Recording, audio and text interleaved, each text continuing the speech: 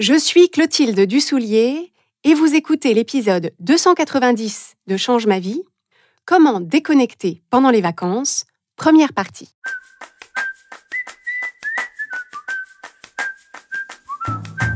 Bienvenue sur Change ma vie, outils pour l'esprit. Je suis Clotilde Dussoulier, je suis entrepreneur et master coach certifié et sur ce podcast, je vous livre chaque semaine des outils précis et concrets pour comprendre les mécanismes de votre cerveau et de vos émotions et construire exactement la vie à laquelle vous aspirez. Au moment où nous diffusons cet épisode, nous sommes au mois de juin et vous êtes nombreux et nombreuses à vous préparer à partir en vacances ou à y être déjà pour les petits chanceux et les petites chanceuses parmi vous qui ne sont pas soumis au calendrier des vacances scolaires. Pour la plupart d'entre vous, vous attendez ces vacances avec une impatience mêlée d'appréhension de toutes sortes, mais tout particulièrement celle-ci. Est-ce que je vais réussir à m'arrêter et à profiter vraiment de mes vacances?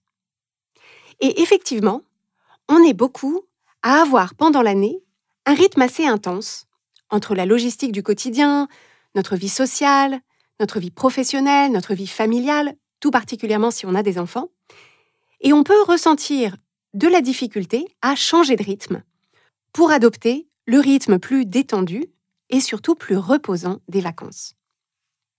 Si vous êtes concerné par cette appréhension, je vous ai préparé un épisode en 2 parties dans lequel je vais vous aider à comprendre ce qui peut vous empêcher de décrocher pendant les vacances et surtout comment faire pour arriver à changer de rythme et à vous détendre. La première chose à faire, c'est d'identifier comment ça se présente pour vous quand vous êtes en vacances et que vous n'arrivez pas à vous arrêter, à décrocher, à vous détendre. Donc en m'écoutant, vous pouvez prendre un petit instant pour vous demander à quoi est-ce que vous jugez que vous rencontrez cette difficulté? Comment est-ce qu'elle se manifeste? Quels sont, entre guillemets, vos symptômes?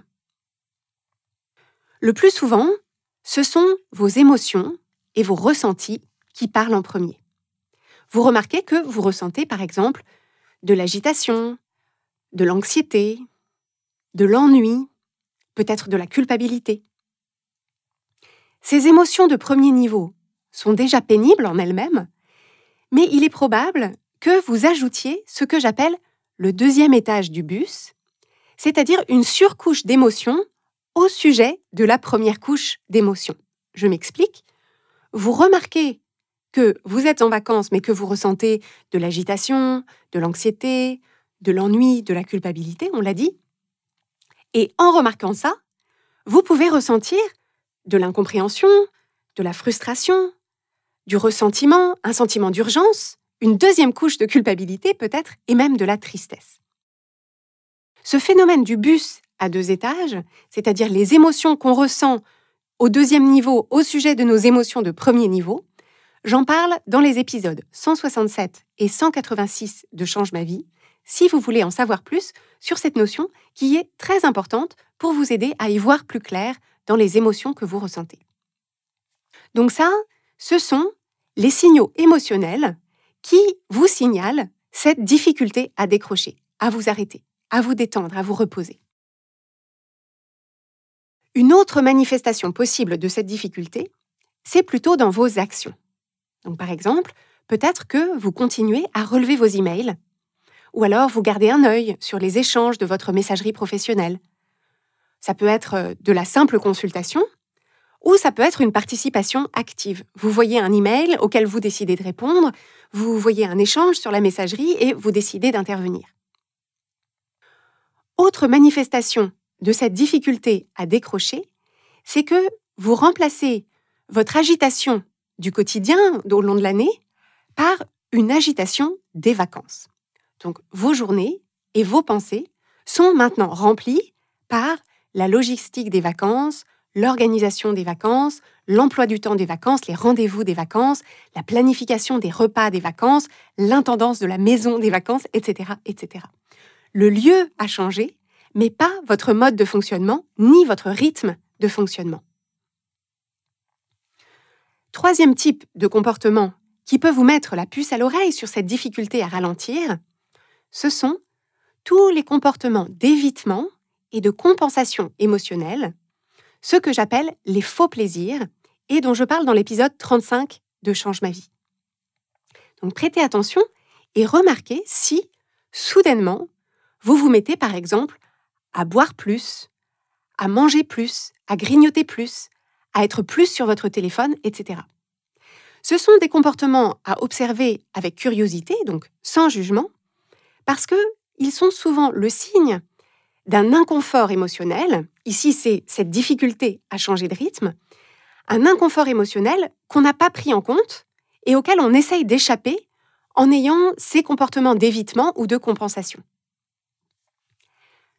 Le piège des faux plaisirs, ce n'est pas qu'il y aurait un jugement moral à porter sur ces comportements parce que vous faites exactement ce que vous voulez, surtout en vacances, et personne, certainement pas moi, n'a à juger votre alimentation ou votre usage des réseaux sociaux.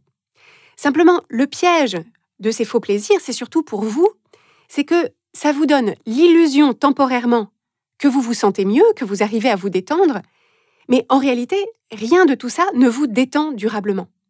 Dès que vous avez fini de manger la gaufre ou de boire le verre de rosé, le problème sous-jacent va refaire surface. Vous allez à nouveau avoir un mal fou à vous arrêter et vous allez remarquer que ce changement de rythme est pour vous très inconfortable. Donc ça, c'est la première chose. Identifier ces signaux et comprendre qu'ils traduisent votre difficulté à ralentir, à vous poser, à décrocher. Si c'est effectivement votre cas, si vous êtes concerné par cette difficulté extrêmement commune en passant, ce que je veux vous apporter maintenant, ce sont les 5 fausses idées qui vous empêchent de ralentir et de déconnecter. Je vais vous livrer les 2 premières dans cet épisode et les 3 suivantes dans l'épisode de la semaine prochaine. Comme ça, vous aurez le temps d'y réfléchir et d'observer. Est-ce que vous êtes prêts? Est-ce que vous êtes prêtes? La première fausse idée qui vous empêche de ralentir et de déconnecter pendant vos vacances, c'est l'idée que ça devrait être facile. Et effectivement, on se dit, comme j'attends ces vacances depuis des semaines ou des mois, comme j'ai envie et besoin de repos et de détente, alors, dès l'instant où j'arrive dans ce gîte aveyronnais sublime, je devrais passer instantanément et sans effort en mode vacances. Ça devrait être facile, puisque je ne demande que ça. Mais en réalité, pour la plupart des êtres humains, ce n'est pas si facile que ça.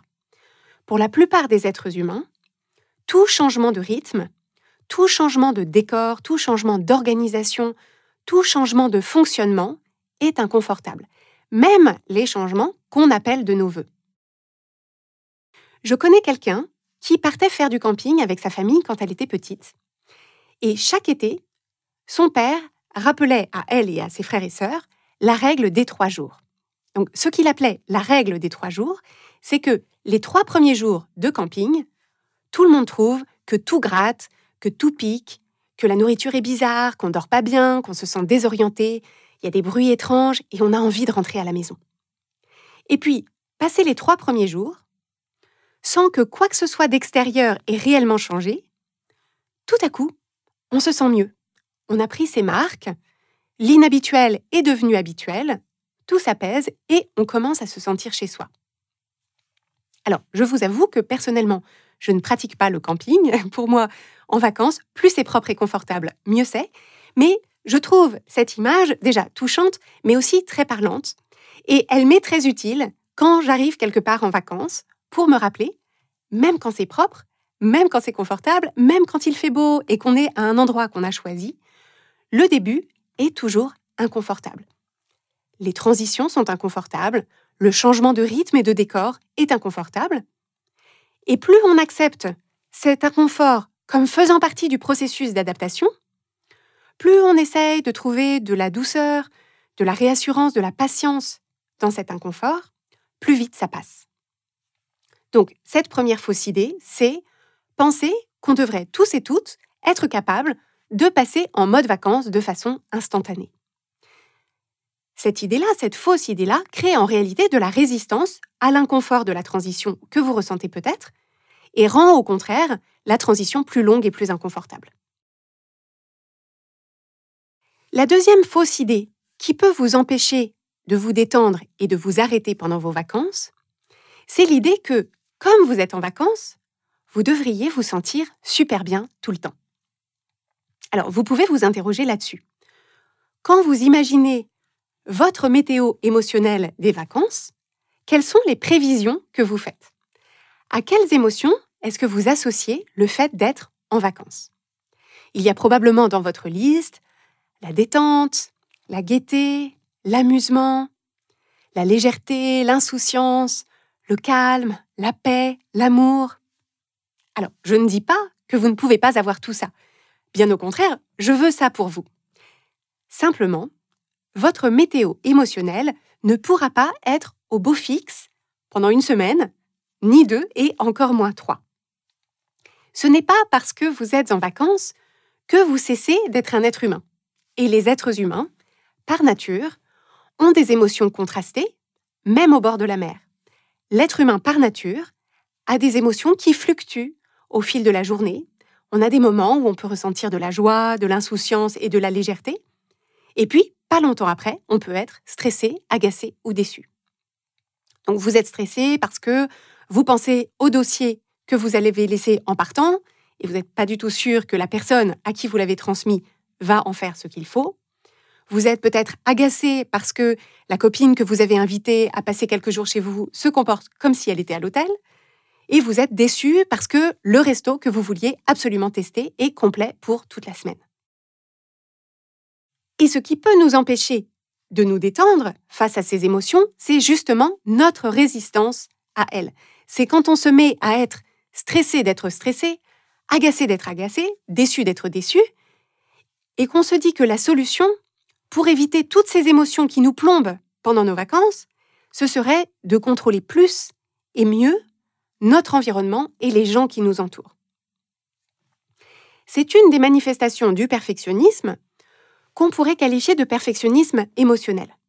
Ce perfectionnisme émotionnel consiste à se dire non seulement qu'il faudrait se sentir bien tout le temps, mais surtout qu'il est possible de se sentir bien tout le temps à condition de s'y prendre correctement. Et donc, c'est cette illusion qu'il est possible de s'organiser suffisamment bien, de communiquer suffisamment bien, de dire les bonnes choses au bon moment, sur le bon ton, aux bonnes personnes, pour que tout se passe exactement comme dans notre carte postale mentale et qu'on puisse se sentir léger ou légère, joyeux, joyeuse, apaisé, calme, pleine d'amour, non-stop, du matin jusqu'au soir, du premier au dernier jour de nos vacances. Et ça, évidemment, c'est une illusion qui peut causer énormément de rumination. Ça vous épuise et c'est cette illusion qui gâche vos vacances. Parce qu'il n'y a rien de plus efficace pour vous empêcher de vous détendre que de vous proposer de contrôler la Terre entière. Au contraire, si vous avez envie d'apprendre à ralentir, réussir à déconnecter et à vous détendre, ça commence par accepter d'emblée que tout ne se passera pas comme sur votre carte postale mentale et accepter le 50-50 des émotions que ça suscitera pour vous. Il y aura des moments super chouettes et il y aura aussi des moments qui ne vous plairont pas. Il y aura des émotions super agréables et il y aura aussi des émotions qui ne vous plairont pas. Il y aura des moments d'entente, de rire, de connexion avec les autres et des moments où vous vous demanderez pourquoi vous n'êtes pas parti faire une retraite silencieuse dans un monastère. Ce contraste d'émotions, ce contraste d'expérience ne veut pas dire que tout est raté, ne veut pas dire que vous n'avez pas fait ce qu'il faut, ni que vos vacances sont gâchées. Ça veut juste dire que les vacances ne vous affranchissent pas de l'expérience humaine. Et ce qui vous aidera à vous arrêter, à ralentir, à vous détendre, c'est de savoir faire la différence entre les incidents sur lesquels il est judicieux de réagir et ceux sur lesquels vous pouvez glisser. Et de savoir réguler vos émotions pour pouvoir remettre les compteurs à zéro quand le dit incident est passé. Si vous vous êtes déjà trouvé à ruminer votre contrariété sur un transat au soleil, en vous disant en même temps que vous ne devriez pas rester bloqué sur ce truc sans importance, mais sans y parvenir, vous connaissez l'importance de cette compétence émotionnelle, de cette résilience émotionnelle, pour pouvoir passer à autre chose et reprendre le fil de vos vacances tranquillement.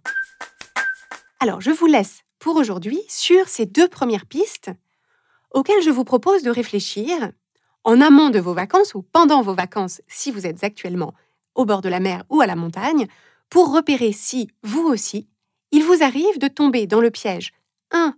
De penser que vous devriez passer en mode vacances comme ça, clac, comme on actionnerait le disjoncteur sur un tableau électrique. Et 2e piège, de penser qu'en vacances, vous devriez vous sentir parfaitement bien tout le temps, ce qui crée pour vous de la résistance, de l'anxiété et des tentatives de tout contrôler, qui vous empêchent, bien sûr, de vous détendre et de décrocher. Je vous retrouve la semaine prochaine pour la 2e partie de cet épisode, dans lequel on va aborder plus spécifiquement ce qui peut vous empêcher de déconnecter pendant les vacances en lien avec votre travail et votre rapport au travail. À jeudi prochain.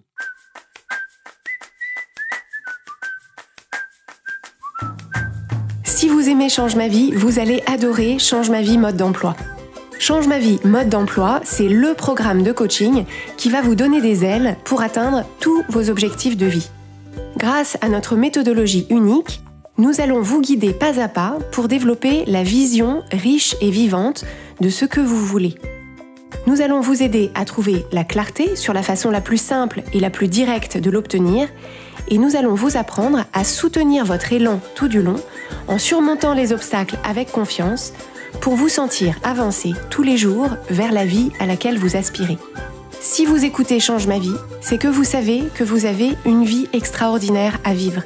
Une vie qui a du sens et un impact, et c'est notre mission et notre passion de vous y aider. Je vous donne donc rendez-vous dès aujourd'hui sur changemavie.com/coaching pour avoir toutes les informations.